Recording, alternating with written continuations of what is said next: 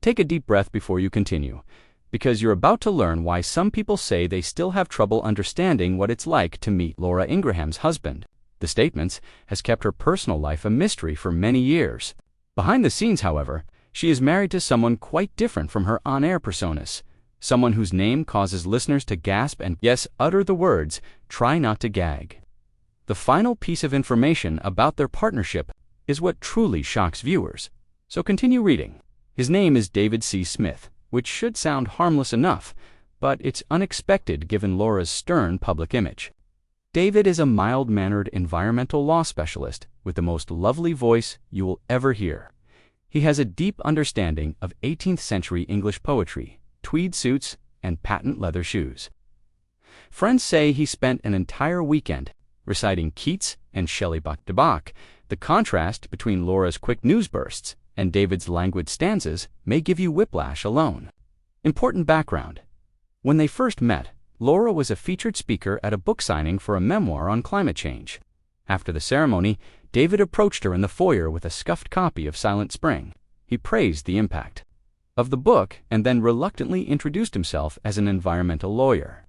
Laura, intrigued by his devotion, quietly shook their worlds by inviting him to dinner, values beneath their disparate approaches. During their romance, they reportedly took moonlit walks and talked about tort law and carbon footprints. He would quote environmental legislation in response to her instances from her political interviews. They got married in a low-key ceremony. On Laura's farm in Virginia, after their acquaintance turned into a loving relationship, the officiant was even a personal acquaintance rather than a famous pastor. Laura promised to never let Fox News interrupt our poetry nights, and Wordsworth quotes were included in David's vows. As visitors recall, it was an unusual and genuine connection. Over the years, Laura has made references to her personal life on social media, posting about intimate evenings with my favorite lawyer and Sunday morning woodland rambles.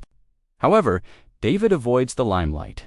He has never been interviewed since he prefers to stay in the library annex of their house, where he drafts legal documents and Laura writes her columns. Friends praise their ability to manage public policy, debates without letting their work interests overshadow their personal harmony. But maybe the most astonishing truth is that David and Laura co-host a weekly salon for friends that incorporates environmental issues with readings of romantic poetry.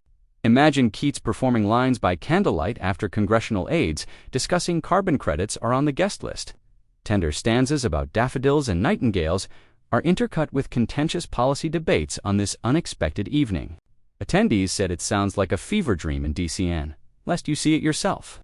Their partnership is founded on mutual respect, despite the fact that early rumors were greeted with gasps and gags. Laura admires David's patience and depth of knowledge, while David respects Laura's tenacity and her unrelenting will to alter public opinion. And soft-spoken lawyers, or between political bluster and poetic reminiscence.